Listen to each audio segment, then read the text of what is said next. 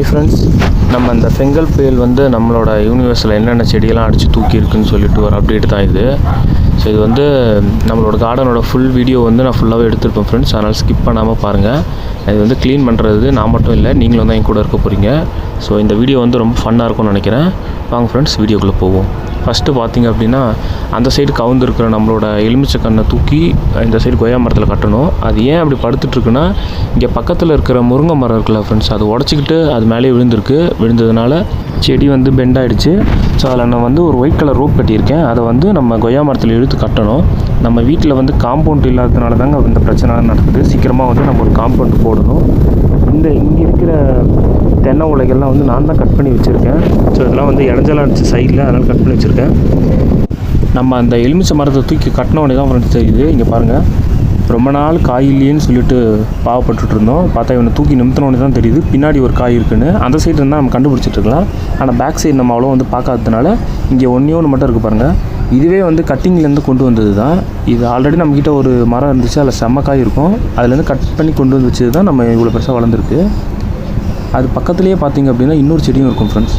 இங்கே பார்த்தீங்கன்னா orange colour பூ வச்சுருக்கு பார்த்தீங்களா. இது ஒரு ஃபங்க்ஷன்லேருந்து வாங்கிட்டு வந்தோம். இதுவே வந்து மரமாகும்னு நினைக்கிறேன். ஏன்னா ஒரு இடத்துக்கு நான் போனேன், அங்கே பார்க்கும்போது இது மரமாக இருந்தது. இது வந்து நம்ம வாழைக்கன்று பின்னாடி வச்சுருக்கோம். அங்கங்கே களை ஓடி இருக்குது. இதுக்கு பின்னாடி ஒரு நெட்டு மாதிரி இருக்குது, க்ரீன் நெட்டு. அதுக்கு பின்னாடி ஒரு தேன் கூடு இருக்குது. நான் அதையும் காட்டுறேன், இந்த வீடியோவில் ஃபுல்லாக கவர் பண்ணுவோம். இங்கே பாருங்கள் ஃப்ரெண்ட்ஸ், இந்த கொடியோட விதை வந்து இங்கே வந்து தப்பிச்சு வந்திருக்குன்னு நினைக்கிறேன். ஒரே ஒரு பூ மட்டும் பூத்துருக்கு. சரி, இங்கேயே ஏறட்டும், விட்டுருவோம் நம்ம இங்கேயே. அதுக்கப்புறம் பார்த்தீங்கன்னா நம்மளோட மரவள்ளி கிழங்கு செடி இருக்குது பார்த்தீங்களா, அது வந்து லைட்டாக சாஞ்சிருக்குங்க. தூக்கி நிறுத்தினா நின்றுன்னு நினைக்கிறேன். அதே செடியில் பாருங்கள் ஃப்ரெண்ட்ஸ், ஒரு வண்டு இருக்குது. இது பார்க்க ஒரு தங்க வண்டு மாதிரி இருக்குது பாருங்கள், எப்படி பல்லன்னு இருக்குது. இதை தான் நம்ம வீடியோ தம்ப்நெயில்ல வைக்கணும். நல்லா இருக்க மாட்டானா நீ டிக்டாக் பண்ற? நல்லா இருக்க மாட்டானா தம்பி? நல்லாவே இருக்க மாட்டேன் அண்ணே. இவனை இங்கேயே விட்டுருவோம், டிஸ்டர்ப் பண்ண தேவையில்லை. காற்றுல அடிச்சுட்டு போகாமல் இருந்தால் சரி. செடியை தூக்கி நிறுத்தியாச்சு. இப்போ இருந்த ஆங்கிள்லேயும் நின்றுட்டுருக்கு பாருங்கள். கீழே கொஞ்சம் டைட் பண்ணால் இருந்தாலும் இந்த கிளையை வெட்டி வருது நல்லதுன்னு நினைக்கிறேன் ஃப்ரெண்ட்ஸ். அதுக்கப்புறம் இன்னொரு எலுமிச்சை செடி இதுவும் நம்ம அந்த கட்டிங்லேருந்து வச்சது தான். ஆனால் இதில் காய் இல்லவே இல்லை. கொஞ்ச நாளுக்கு அப்புறம் வரும்னு நினைக்கிறேன். ஏன்னா இலையும் அதே கலரில் இருக்குது, வரப்போகிற எலுமிச்சமும் அதே கலரில் இருக்கிறதுனால சரியாக தெரிய மாட்டேங்குது. பூத்தாமல் தான் கண்டுபிடிக்க முடியும்னு நினைக்கிறேன்.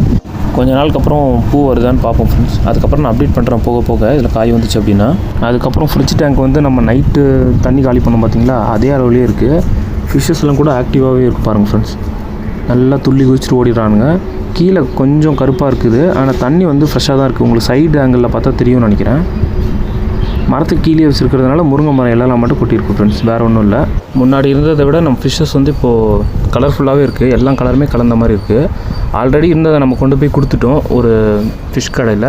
அந்த மாதிரி உங்களுக்கும் வேணும்னா சொல்லுங்கள், இல்லைனா அட்ரஸ் வேணும்னா கீழே கேளுங்க, நான் வந்து பிங்க் பண்ணுறேன் ஃப்ரெண்ட்ஸ். அகைன் வந்து இருட்டிகிட்டே வருது. எனக்கு தெரிஞ்சு இன்னொரு வாட்டி மழை வரும்னு நினைக்கிறேன். சீக்கிரமாக நம்ம க்ளீன் பண்ணிவிட்டு கிளம்புறது நல்லது. உடனே க்ளீன் பண்ணிடலான்னு பார்த்தா முருங்கை மரத்தை பார்த்தா தாங்க பயமாக இருக்குது. ஏன்னா அடித்த காற்றுல எல்லாமே பிச்சுக்கிட்டு வந்துடுச்சு. என்னத்தை பற்றி சொல்கிறேன்னு நீங்கள் கேட்கலாம். இங்கே நீங்களே பாருங்கள்.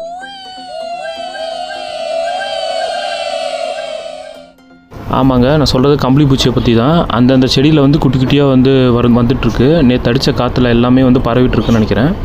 அதுக்கப்புறம் இது ஒரு கொய்யா மரங்க. இதை நான் வந்து கட்டி வச்சுருந்தேன் துணியை. ஏன் துணி வச்சு கட்டுறேன்னா, நார்மலாக ரோப் போட்டு கட்டினா இந்த மாதிரி அடையாளம் விழும்னு சொல்லிட்டு இருக்கிற வேஸ்ட் துணி எதனா இருந்துச்சு அப்படின்னா இந்த மாதிரி மரத்தை சுற்றி ஒரு சுற்றிட்டு அதில் கட்டிடுவோம். அப்படி கட்டினதில் பார்த்தீங்கன்னா ஒரு கொய்யா மரத்துலேருந்து வேர் வளர்ந்துருக்கு. இங்கே பாருங்கள் ஃப்ரெண்ட்ஸ், பதியம் போட்ட மாதிரி இருக்குது.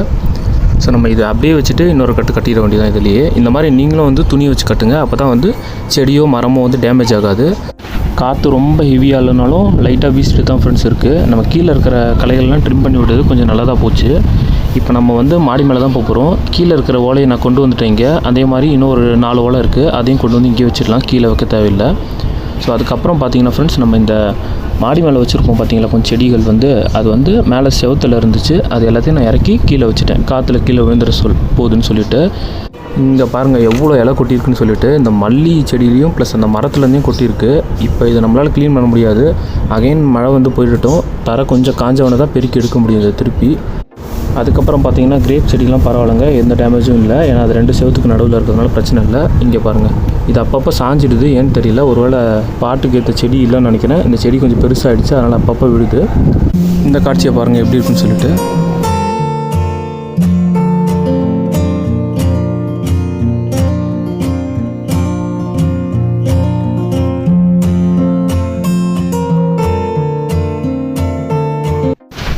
சின்ன மாடியும் கொஞ்சம் பரவாயில்ல, சின்ன மாடிக்கு எந்த ஆபத்தும் வரல ஃப்ரெண்ட்ஸ். ஏன்னா பின்னாடி இருக்கிற அந்த செவர் வந்து தடுத்துடுச்சு, அதனால் எந்த ஒரு டேமேஜும் ஆகலை. நம்ம இந்த மல்லிக்கொடியிலேருந்து மட்டும்தான் இலை கொட்டியிருக்கு. நம்ம கீழே வந்து சுத்தமாக பெருக்கி எடுக்கணும். அதுவும் வந்து மாடியெலாம் வந்து காஞ்சிட்ட உடனே தான் நம்ம மேலே திருப்பி வரப்போகிறோம். அதுக்கப்புறம் வந்து நம்ம சப்போட்டா மரம் இருக்குது பார்த்தீங்களா, அதுலேயுமே வந்து பூவெலாம் எடுத்துருக்கு, சில காய்களும் இருக்குது, காட்டுறோம் பாருங்கள். இந்த மரம் வந்து ஒன் சைடு மட்டும் தான் நல்லா வளருது, இன்னொரு சைடு வந்து சரியாக வளர மாட்டேங்குது.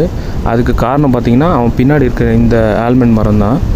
பார்த்திங்கன்னா அப்படியே கொடையாக வரும் பார்த்தீங்களா, அதனால் வெயில் வந்து சரியாக பட மாட்டேங்குது மரத்து மேலே. அதனால் என்னென்னு பிளான் பண்ணணும். ஏன்னா இந்த மரத்துக்கு கீழே தான் வந்து சப்போட்டா மரம் இருக்குது. அதுக்கப்புறம் பாருங்கள் ஃப்ரெண்ட்ஸ், நம்ம மல்லிக்கொடியில் வந்து தேன் ஒன்று இருக்குது பார்த்தீங்களா, இந்த காற்றுலையும் எதுவுமே ஆகலை. இந்த தேன் வந்து பெருசு, நம்ம வீட்டில் 2 தேன் இருக்குது. ஒன்று வந்து இது பெருசாக இருக்கும், இன்னொன்று வந்து அந்த வாழை மரத்துக்கு கீழே ஒன்று இருக்குது ஃப்ரெண்ட்ஸ். அதையும் நான் காட்டுறேன் எப்படி இருக்குன்னு பாருங்கள். இதுதான் ஃப்ரெண்ட்ஸ் அந்த தேன். இது ஒரு வாட்டி வேலை செய்யும் போது களைஞ்சிடுச்சு, இப்போ தான் திருப்பி வந்து எல்லாம் வந்து உட்காந்துருக்காங்க பாருங்கள். நல்ல வேலை எதுவுமே கடிக்கலை நம்மளை போட்டு. ஸோ இது வந்து சின்ன தேன், அது வந்து பெருசு. இதையும் நம்ம அறுவடை பண்ணும்போது ஒரு நாள் செப்பரேட் வீடியோவை போடணும். யார் இது? சித்தப்பு, நீங்க எப்போ வந்தீங்க? என்ன நீ பார்க்கவே இல்லையா? இல்லையா சித்தப்பு? இந்த கிளை வந்து இந்த இடத்துலேருந்து வந்திருக்கு. அது 2 மரத்துக்கும் நடுவில் இருந்து கீழே வந்து விழுந்திருக்கு. அது கடை வந்து உடையில, நம்ம தூக்கி கட்டணும் ஃப்ரெண்ட்ஸ், வேறு ஒன்றும் இல்லை. நம்ம தூக்கி இதை கட்டிடுவோம். கீழே வந்து எவ்வளோ கொய்யா பழம் கொட்டியிருக்கு பாருங்கள், எல்லாமே வேஸ்ட்டு தான். இப்போ எல்லாத்தையும் தூக்கி போட்டுடணும் நம்ம. அது இல்லாமல் மரத்தில் இன்னும் கொய்யா பழம் இருக்குது, இங்கே பாருங்கள் கீழேயே இருக்குது இது எல்லாமே. அது இல்லாமல் மேலேயும் இருக்குது.